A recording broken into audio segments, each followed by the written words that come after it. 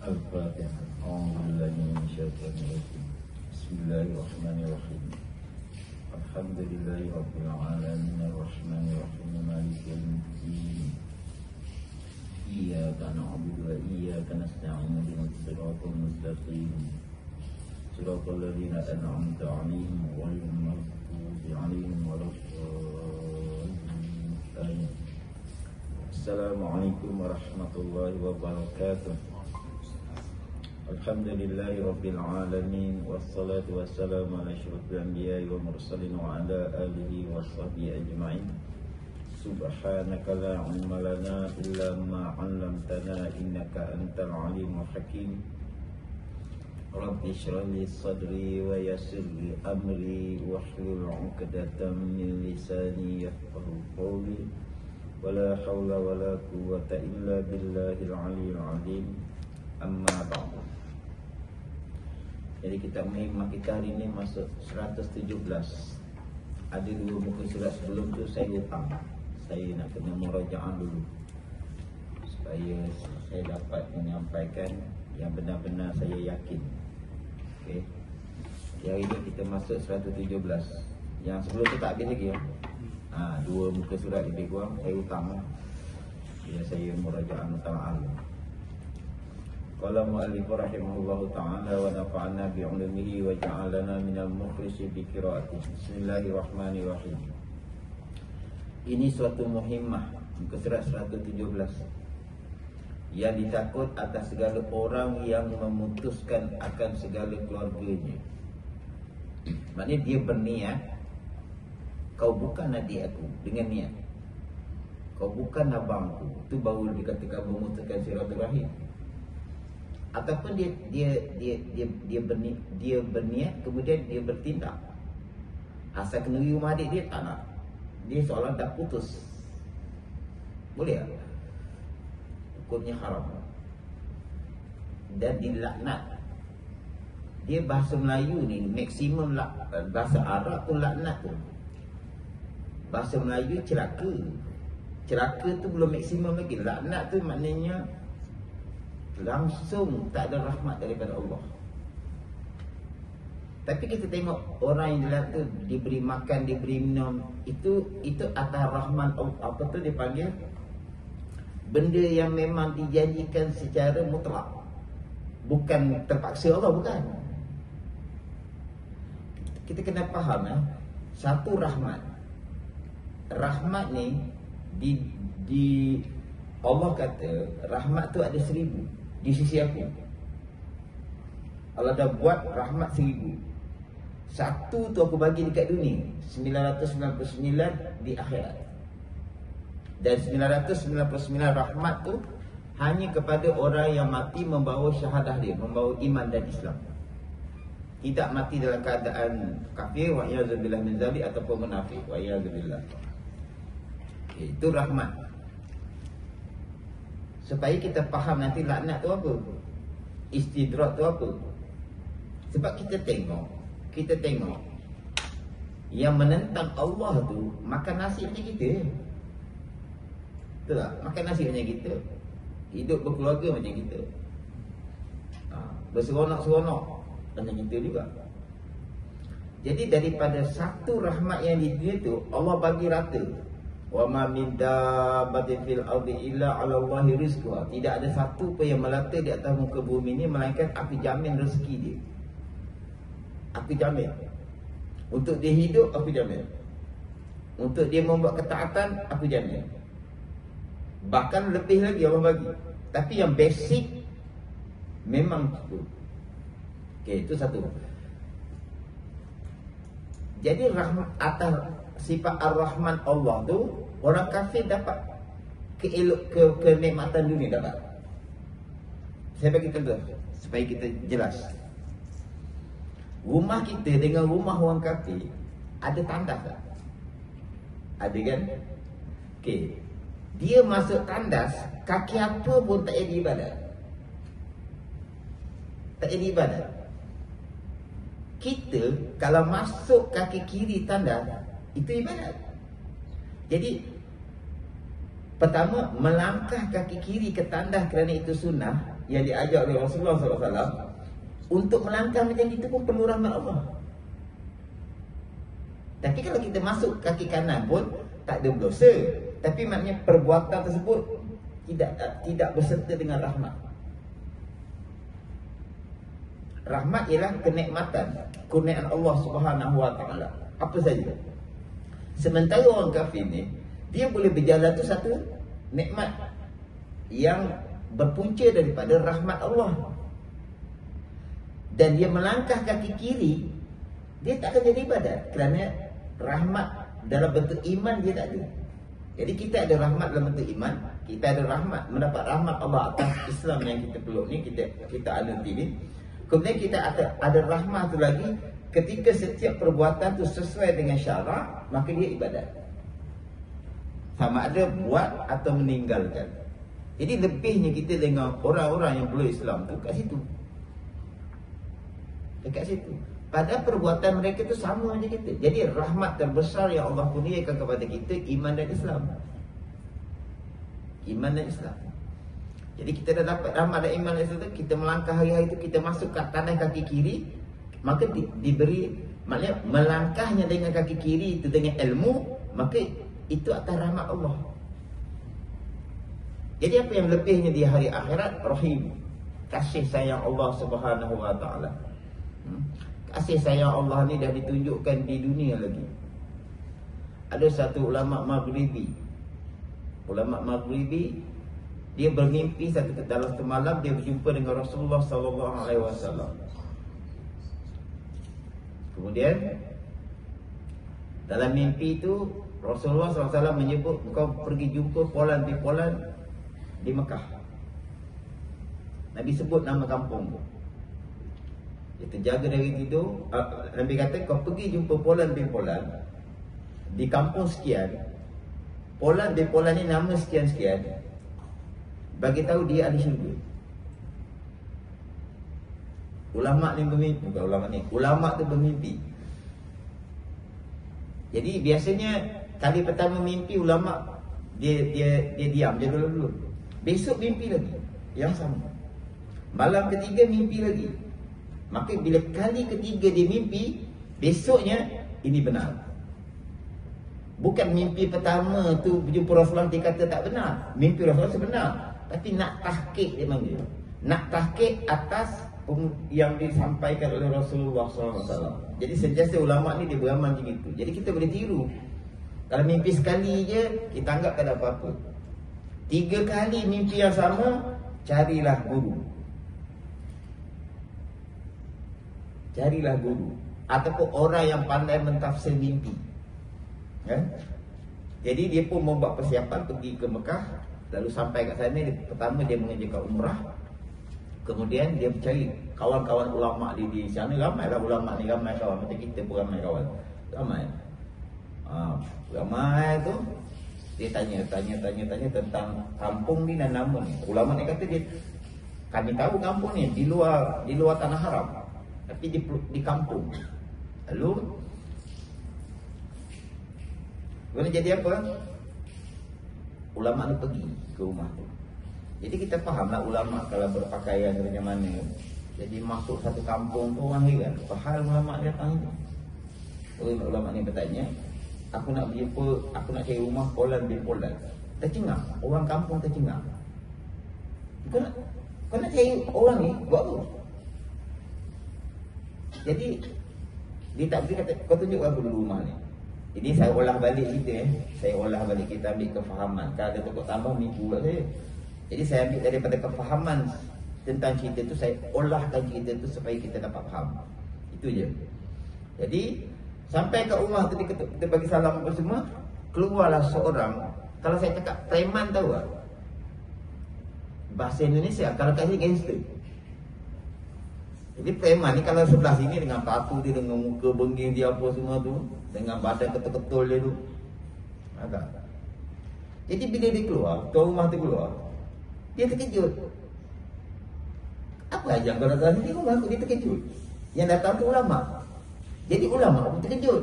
Yang Nabi kata pesan suruh cakap ahli syurga ni rupanya macam ni. Dua-dua terkejut. Ni saya nak cerita rahmat Allah tu ditunjukkan kat dunia. Tak ada siapa boleh menyaingi rahmatnya, pembuahnya Allah Subhanahu Wa Taala. Maka kita bergantunglah dengan Allah Subhanahu Wa Taala. Kita bergantung. Ingat, makhluk sekadar muamalah, tak lebih daripada itu. Kalau makhluk ni boleh menyampaikan kita kepada Allah, maka kita bermuamalah dengan dia. Kalau satu perkara tu boleh menyampaikan kita kepada Allah, maka kita bermuamalah dengan perkara tersebut. Habis. Jadi dia tengah, dia kata, kenapa kau tahu ni? Rupanya dia ni gangster. Satu kampung kena ada gangster. Gangsternya kerja apa? Sedekah anak yatim. Kalau kita faham gangster, tak ada lah, dia tak ada hukum lah gangster ni. Tak ada. Jadi dia kata, kenapa kau datang sini? Dia kata, aku bermimpi berjumpa Rasulullah SAW 3 malam berturut-turut, dan aku diperintahkan Rasulullah menyampaikan kepada engkau bahawa engkau ahli syurga. Terus menangis dia. Orang kampung berterjingang, terus menangis. Dia kata, tengok ahli maksiat yang sedap itu lebih baik daripada ahli ibadat yang sombong.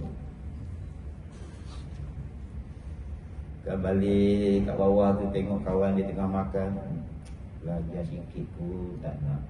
Awak balik kuliah. Ya tak? Itu benda tu. Tak tahulah apa nak jadi. Macam dia tentukan nasib orang tu. Weh, kita boleh jadi lebih jahat daripada ahli maksiat. Maknanya kita ahli maksiat jugalah. Cuma shadow itu perlu kepada kebersihan hati baru boleh detect. Kalau hati tu tak bersih, dia ada penyakit perasan. Perasan sebagai dia dah baik. Kita hari-hari kita berniat nak jadi lebih baik, betul? Jangan pernah satu saat kita rasa kita lebih baik dari sesiapa pun. Siapa boleh jamin dia mati kat mana, bagaimana keadaan mati dia, boleh syahadah ke tidak?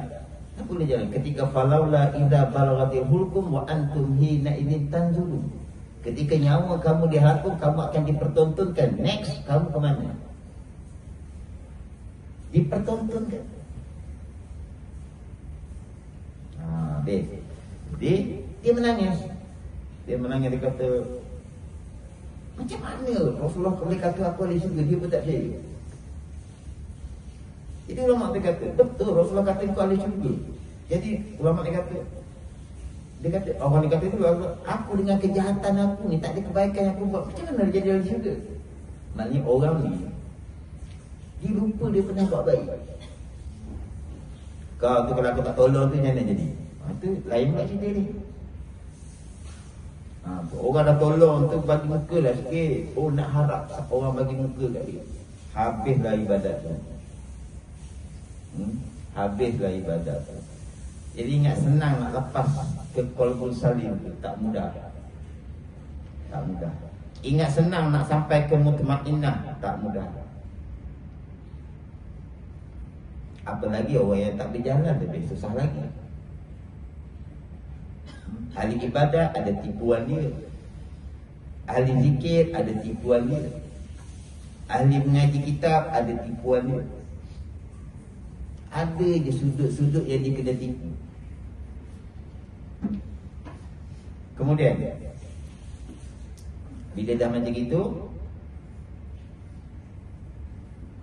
ulama kata, cuba kau ingat balik kau pernah buat baik. Cuba kamu ingat balik, takut-takut kamu pernah buat baik. Tak ada dia kata aku tak pernah buat baik. Sekali aku sepak memang kelongkam, aku tambahan. Tak ada lah cerita. Saya nak bagi best cerita, saya tambah. Nak memahamkan gangster tu. Sebab saya pernah jumpa seorang gangster. Saya dulu ustaz, sepak orang kelongkam terus. Saya kata jaga. Sekali orang sepak dia, kena split piece. Kena slip dia, apa-apa slip dia kan. Okey, kena slip dia, dia orang kata lah. Tu. Tapi ada orang yang beli slip dia tu kerana nak mengampunkan dosa. mengampungkan dosa. Dia sempat orang datang ke longkang. Akhirnya dia taubat. Jadi bila taubat ni settle. Nampaklah perubahan tu, dia nampak. Saya rapat dengan dia tu, saya nampak lah. Daripada zaman dia tu sampai sekarang tu saya nampak. Yang saya jealous lah. Sempat orang saya tak sempat.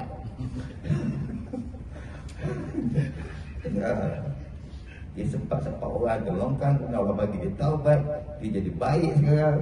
Itu tak sempat. Jadi dia kata, oh macam ni, aku ada jiran janda yang ada anak.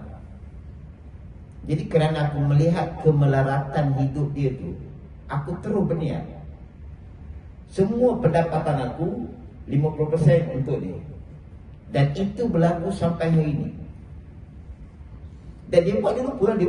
Dia tinggal kerja dia, nak sepak orang, nak terajang orang, nak turun orang, nak peras orang. Maka ulama kata, betul lah, inilah amalan kau. Sebab pertama dia lupa. Yang kedua, dia perlu harta tu. Dia mendahulukan sebahagiannya kepada orang yang lebih memerlukan. Hanya itu amalan dia. Semayang tak, puasa tak, apa semua tak. Itu bukti rahmat Allah tu dah ditunjukkan dekat dunia. Jangan berhenti buat baik. Dan jangan ingat kebaikan kita yang kita buat. Jangan. Kita kena ada satu amalan yang tak ada siapa tahu melainkan Allah. Yang tu kalau kita dapat buat, jaga sungguh-sungguh. Daripada ujub je lah. Hello. Buat apa?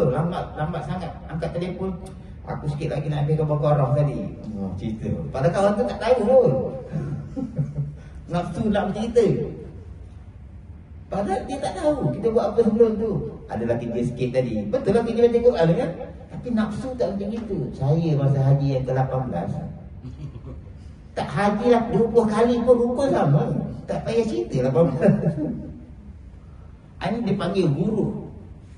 Tipu daya dalam amal, tipu daya dalam ilmu lain, tipu daya dalam tolong orang lain, tipu daya dalam sembahyang lain, tipu daya dalam puasa lain. Siapa yang terselamat ni? Qalbun salim tadi tu. Kenapa? Dia letak bawah. Hari ni kita baca tajuk lah ni. Qalbun salim tu dipanggil mahfuzun, golongan yang Allah pelihara. Hasil kebersihan hati dia. Jadi bila Allah nak jadikan dia di golongan mahfuzun, Allah jadikan dia pertama ahli zikir atau ahli selawat.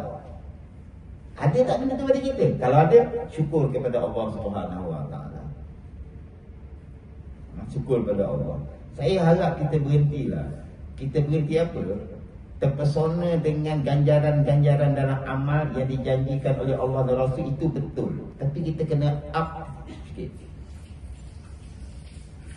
Apa yang kita harap tadi itu, Allah redha satu-satu dia. Latih cakap dengan Allah macam itu. Okey, habis. Kemudian menangis-nangislah kanser tadi ni. Maka kerana tu ulama kata, marilah kita pergi ke Masjidil Haram, kita buat umrah, kita sembahyang. Itulah kali pertama dia masuk Masjidil Haram. Waktu solat sampai waktu tu, dia solat, dia ikut solat. Dia tak pernah pergi haji, tak pernah pergi umrah, padahal dia sebelah dia. Sebelah dia. Pada sujud yang terakhir dia tak bangun. Dan dia meninggal di situ.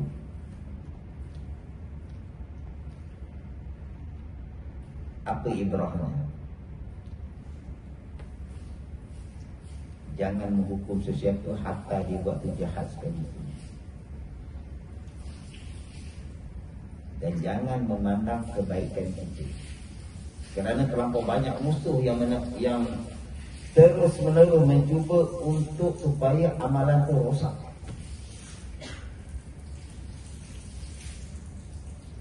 Itu penting belajar tasawuf. Itu penting berselawat. Itu penting berzikir. Kenapa?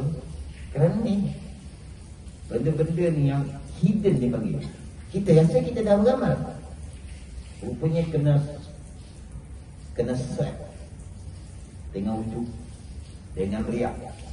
dengan membesarkan diri, dengan memandang hina orang lain. Ini suatu muhimmah. Itu bukti rahmat Allah dah ditunjukkan. Banyaklah cerita kalau saya nak cerita, tapi sebab saya lupa, saya cerita je lah satu. Pada kakak-kakak ni, abang-abang ni, tuan-tuan muslimin-muslimat ni, jangan baca pada ayat amal je. Baca ni dapat ni, buat ni dapat. Baca kisah-kisah Rasulullah, kisah sahabat radhiyallahu anhum, kisah para-para wali yang dekat dengan Allah. Ya tak? Jadi kita berzikir bukan nak terbang. Kalau wali tu diikut dengan sebab dia boleh terbang, pilot semua wali. Bahkan dia menerbangkan orang lagi. Itu wali kutu terus. Jadi itu bukan ukuran. Ukuran dia ialah, pertama, memang ada wilayah kewalian itu, dia ada benda-benda seperti menyalahi adat. Kalau Rasul dia panggil mukjizat, kalau wali dia panggil karamah. Itu kalau dia dapat, itu yang paling rendah sekali. Benda yang Allah tak pandang pun. Naik sikit, istiqomah. Istiqomah tu satu kala berbentuk kewalian. Ibn Athaillah As-Sakandari dalam kitab Hikam dia kata, istiqomah tu lebih besar nilainya daripada 1000 karamah. Karamah mana yang boleh berjalan atas air? Ini wali sebenarnya. Tengoklah Liverpool lah lawan tu. Wali tu bukan jauh. Ikut mata kasar kita tak nampak tu. Tapi ada lah wali semua tengok. Boleh memandang benda yang jauh. Ada handphone kan? Wali semua tu boleh bercakap dengan orang jauh. Itu saya sama-sama Sayyidina Umar, dia cakap atas mimbar. Zaman tak ada 5G, 3G, 2G tak ada. Maka kerana dia sahabat, confirm dia wali. Kita wali handphone pun nak apa lagi? Jadi nak kena upgrade kepada istiqomah. Nak upgrade satu-satu istiqomah. Kita mesti detect diri kita. Ada satu amalan wajib, bukan mesti istiqomah, wajib istiqomah. Itu tak ada bicara. Amalan sunat, kita masing-masing beza. Kita ada satu, masing-masing ada satu amalan yang dia ringan nak buat. Ringan nak buat. Dan kalau orang puji, orang tak ini, tak hargai pun tak ada masalah bagi dia. Istiqomah kan.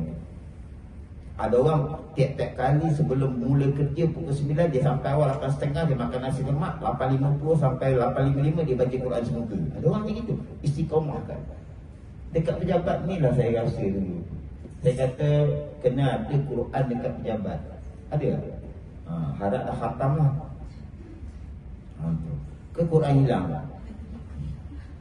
Salah satu lah. Jadi kita ada satu amalan yang istiqomah sepanjang bekerja di M-Bank ni, iaitu pernah khatam Quran. Quran tu letak tu kat pejabat. Jangan alih-alih. Macam itu. Jadi istiqomah. Yang kedua ialah karamah, ialah yang tertinggi ialah pengetahuan dia tentang Allah. Allah memperkenalkan diri Allah yang tanpa tempat, tanpa zat, tanpa itu. Bukan tanpa zat, tanpa tempat, tanpa arah, tanpa berjising, tanpa berbentuk. Maka Allah akan bagi dia ma'rifatullah. Itu karamah yang tertinggi. Jadi karamah ada 3. Satu, perkara yang menyalahi adat. Itu biasa. Dan ramainya orang tersangkut kat sini.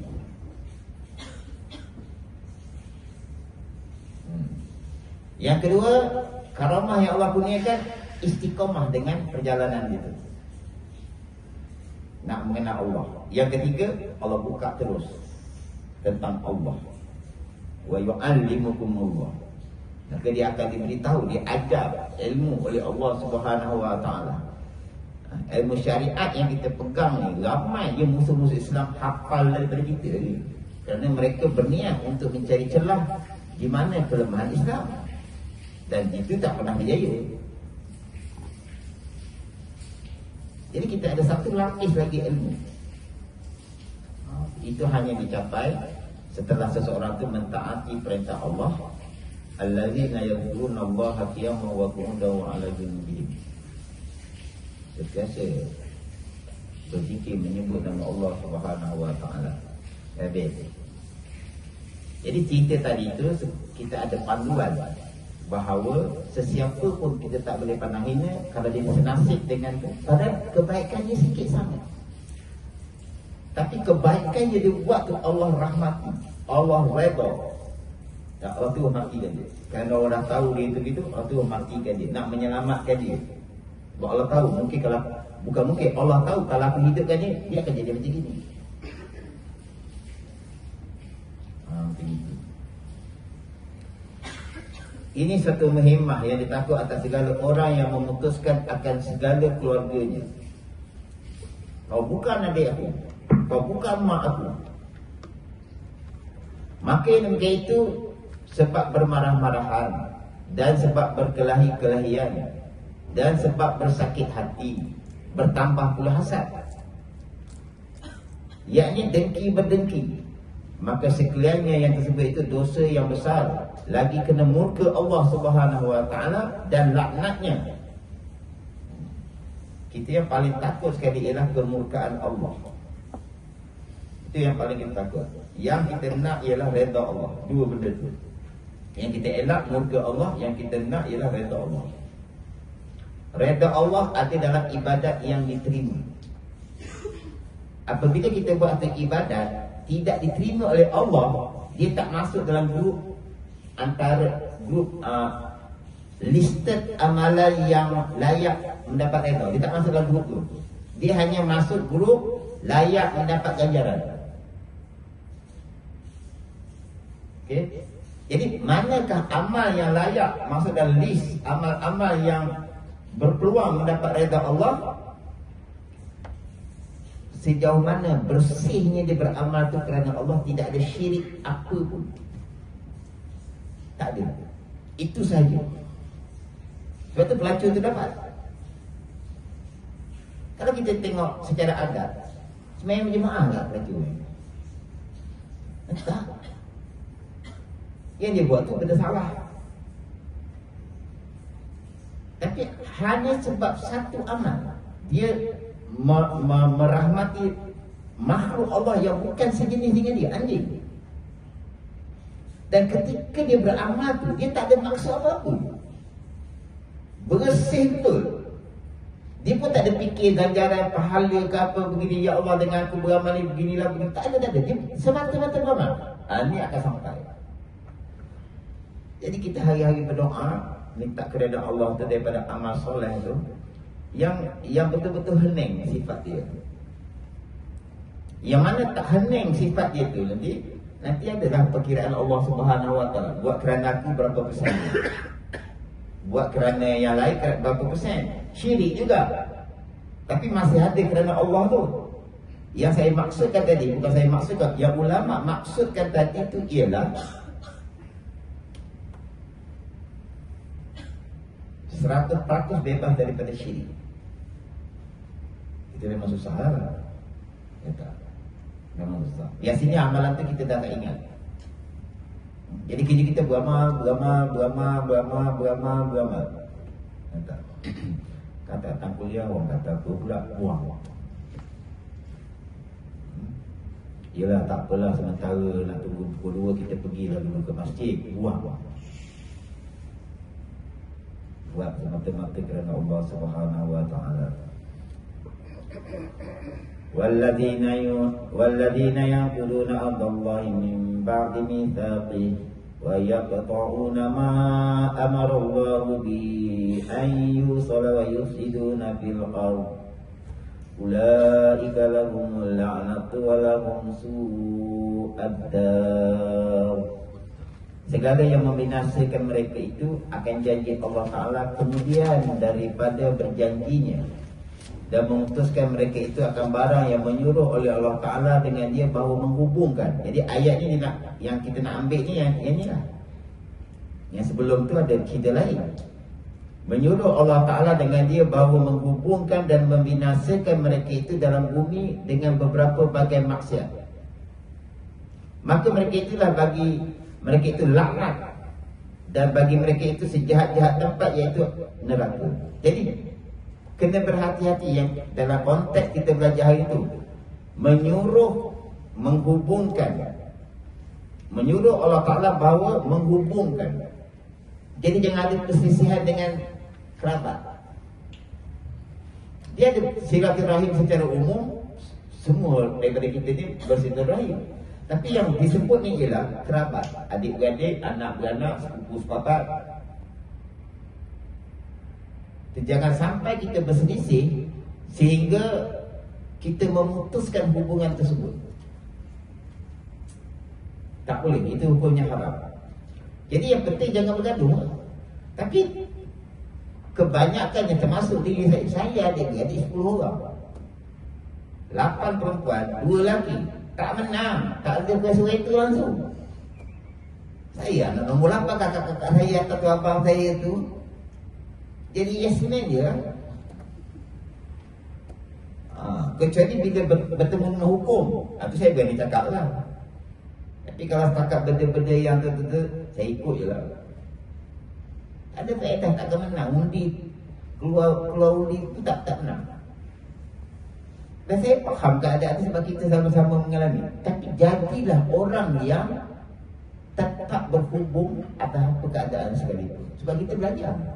Mungkin sebagai adik-adik kita tak ada, kita tak ada aspek apa-apa daripada orang yang tak ada ilmu. Kita yang ada ilmu ni kena tunjuk contoh.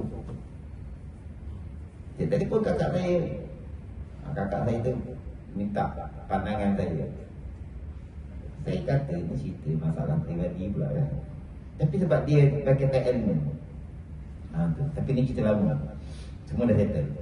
Okay. Dia kata, Kak, kalau kakak tanya saya dah tak nampak dah tanah ni. Bubuk tanah ni. Saya tak nampak dah tanah ni. Dan kalau dia orang kata dia orang nak ambil, saya kata ambil lah. Pertama bukan saya yang usaha ke orang tua. Ambil. Sebab kita tak bergantung hidup dengan itu. Tapi bergaduh tu satu benda yang menyusahkan. Kena block handphone, kena tukar nombor, kena dengar ngeng, tak nak angkat, sakit hati pun. Banyak masalah. Jadi kalau tak ada tu sana kau hilang masalah. Kakak ni kata, betul juga. Tak tahu lah dia buat apa. Tapi dah selesai lah. Apa tindakan dia. Saya jaga diri saya, kalau kakak-kakak saya sendiri yang nak minta nasihat, minta pandangan, saya akan bagi. Yang tak minta, saya doakan dia. Sekurang-kurangnya apa? Saya selamat. Tak sakit hati, tak terfikir-fikir, tak isu, tak ini. Tak sampai boleh jadi dengki. Hari raya saya pergi rumah orang. Dah maaf, amalnya. Tapi tak sampailah putus silaturahim. Tapi saya nak kata, pergaduhan adik-beradik, anak beranak kan boleh jadi sampai memutuskan silaturahim. Kenapa tu? Kerana ada benda dunia di tengah-tengah tu biasanya. Tak ada orang berebut jamban. Apa? Nampak dia buat itu ada? Dia orang berebut jamban. Tak ada. Itu maksud saya tu. Di tengah-tengah tu ada benda dunia yang mengiurkan. Dan kadang-kadang tak mengiurkan juga. Tapi sebab setan tu tulis rumah tu besar-besar. Oh, berebut lah. Rumah tu kecil. Felda, tanah rumah tu 10 ekar, dia ladang 10 ekar. Fikir logik, kalau bagi 10 orang, sekas orang, bayar duit lori pun hantar ke tunggu tak lepas. Tapi kenapa? Setan lukis kat kolbu tu besar-besar. Macam orang bayar zakat lah. Zakat untung 1 juta. 1 juta tu setan lukis kecil je. 1 JT. Berapa zakat ni? 25,000. 25,000 besar gini ni tu. Tak lukis. Itu tak bayar zakat kan? Dia dilupakan. 975,000 lagi tu dia boleh pakai. Tapi yang dia nampak 25,000 dia kena keluar. Jangan. Jadi bila benda dunia itu masuk dia ke kolbu memang masalah. Tapi kita perlukan dunia ni sebagai tanda menyampaikan diri kita kepada Allah SWT. Kita perlu. Kita jangan jadi kononnya saya tak nak dunia habis buang apa kita TV apa tersejuk buang kat uyang. Kalau nak jadi zuhud sangat tersalah memahami itu. Jadi saya nak kita, saya dah beli kitab itu Mufti Wilayah yang baru. Dia dah launch kat kitab Fiqh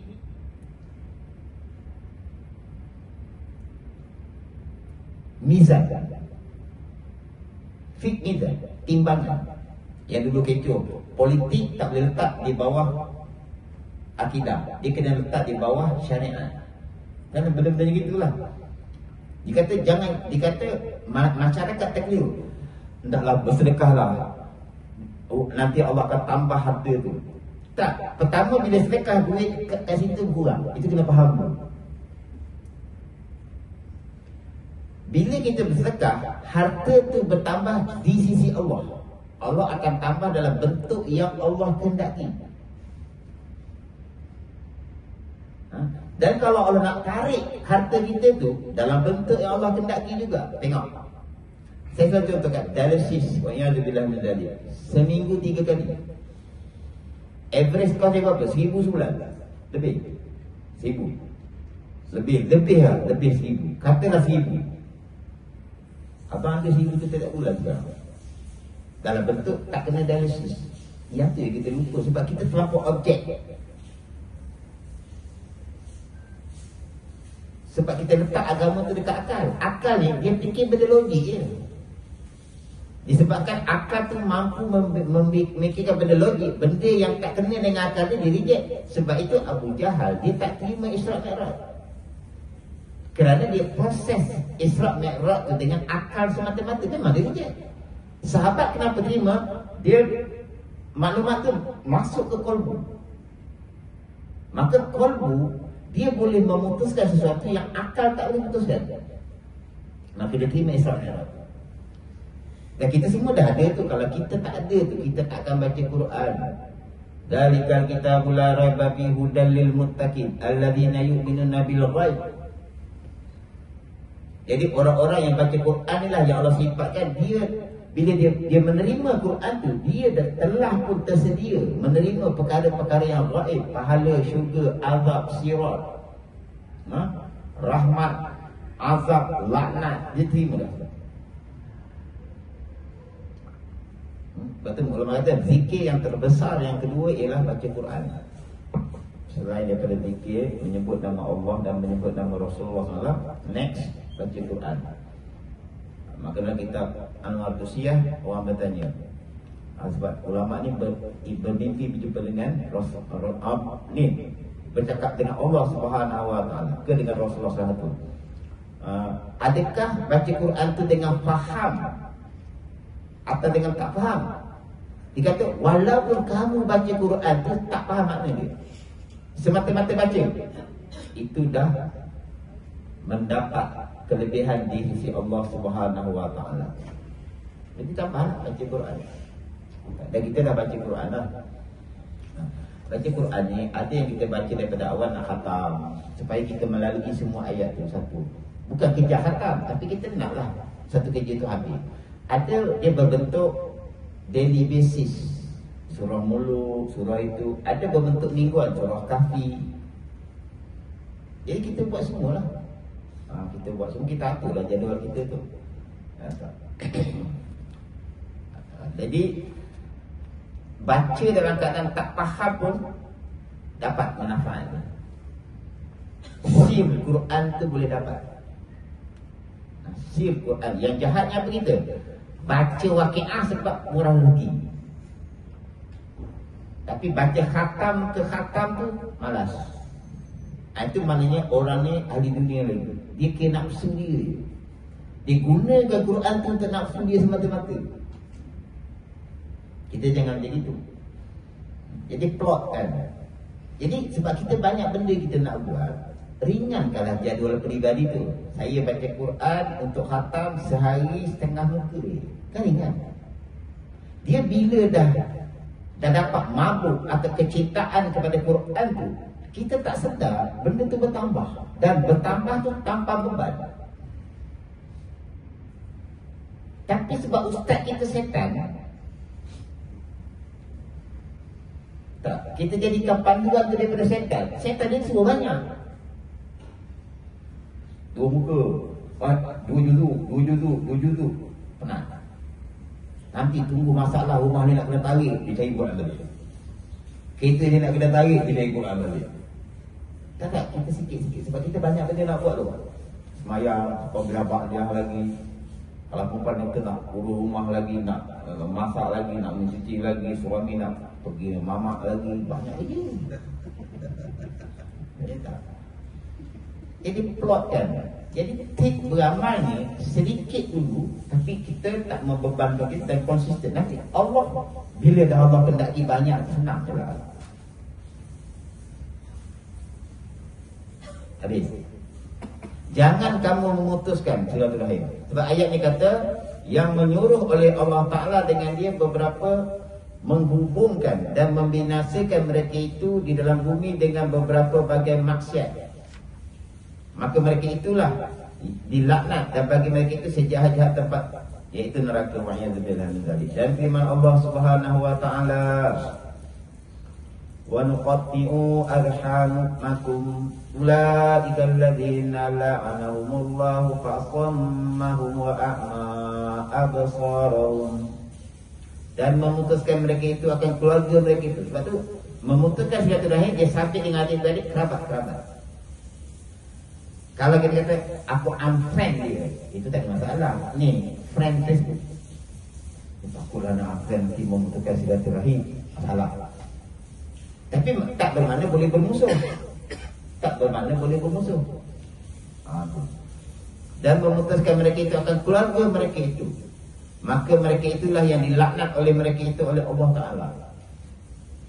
Maka mentulikan Allah Ta'ala akan mereka itu dan membutakan dia ke segala penglihatan mereka itu. Kebiasaannya kalau ini maknanya apa? Tertutup hidayah, ilmu. Kebenaran itu tertutup. Dah dia salah, lantak dia lah. Dia kena datang, aku abang tahu. Kalau dia tak datang, dia bukan adik aku. Kebetulan memang adik dia salah. Nanti dia panggil dah buta tu.